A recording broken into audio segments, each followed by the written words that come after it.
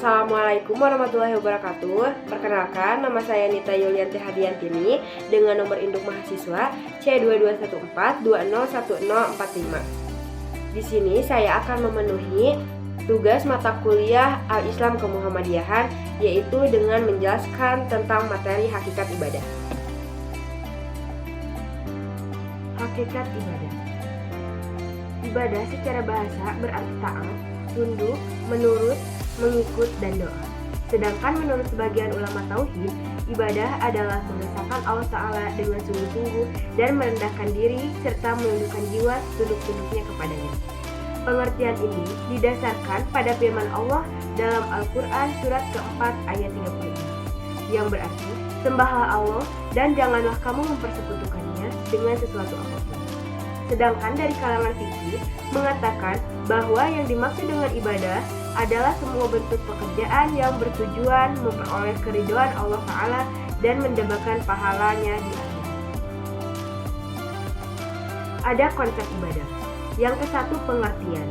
Ibadah adalah semua yang mencakup segala perbuatan yang disukai dan diridhoi oleh Allah Subhanahu wa Ta'ala, baik berupa perkataan maupun perbuatan, baik terang-terangan maupun tersembunyi dalam rangka mengagungkan Allah Subhanahu wa Ta'ala dan mengharapkan pahalanya. Yang kedua adalah ada kewajiban beribadah, yaitu Allah Subhanahu wa Ta'ala berfirman dalam surah Az-Zariyat yang artinya, tidaklah aku menciptakan jin dan manusia melainkan supaya mereka beribadah kepadaku. Arti ibadah di sini adalah bahwa jin dan manusia dalam hidupnya harus tunduk dan patuh terhadap aturan dan hukum Allah. Yang ketiga ada macam-macam ibadah.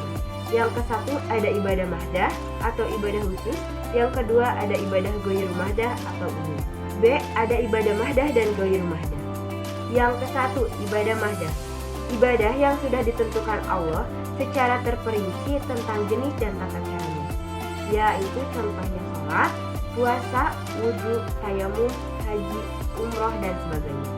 Yang kedua ada ibadah ghoirul mahdah, yaitu segala amal berbentuk hati, lisan, perbuatan yang diizinkan Allah, membutuhkan keterlibatan orang lain, tidak hanya sekedar menyangkut hubungan dengan Allah, tetapi menyangkut hubungan dengan manusia. Contohnya zakat, infak, sedekah, menuntut ilmu, bekerja, berkarya, dan sebagainya.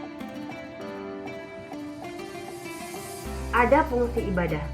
Yang pertama, jalan menuju takwa, yaitu bertakwa berarti berusaha untuk menunjukkan penghambaan kepada Allah dengan ibadah kepadanya. Hai manusia, sembahlah Tuhanmu yang telah menciptakanmu dan orang-orang yang sebelummu agar kamu bertakwa. Quran surat Al-Baqarah ayat 21. Kedua, menenteramkan hati. Ibadah adalah mendekatkan diri kepada Allah, sehingga ketika seseorang merasa dekat dengan Allah, maka ia pun selalu mengingatnya. Ketiga, bekal kebahagiaan hidup di akhirat. Kehidupan dunia ini hanyalah sementara, yang berfungsi sebagai jalan menuju kehidupan yang abadi dan lebih baik, yaitu kehidupan akhirat.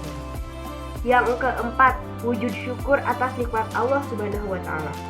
Penciptaan manusia dengan segala yang melingkupinya, termasuk alam semesta, merupakan karunia Allah yang harus disyukuri. Ibadah. Hikmah agung disyariatkannya ibadah kepada manusia, sebagaimana yang Allah Ta'ala nyatakan dalam firman-Nya yang artinya, hai orang-orang yang beriman, penuhilah seruan Allah dan seruan Rasul-Nya yang mengajak kamu kepada suatu yang memberi kemaslahatan hidup bagimu. Quran surat Al-Anfal ayat 20. Yang terakhir ada makna spiritual ibadah bagi kehidupan sosial, yaitu berupa 1. Kebahagiaan dan kesenangan hidup yang hakiki di dunia dan akhirat. Yang kedua, kemudahan semua urusan dan jalan keluar atau solusi dari semua masalah dan kesulitan yang dihadapi. Yang ketiga, penjagaan dan taufik dari Allah Subhanahu wa Ta'ala. Yang keempat, kemanusiaan dan kelezatan iman yang merupakan tanda kesempurnaan iman. Yang kelima, keteguhan iman dan ketegaran dalam berpegang teguh dengan agama Allah.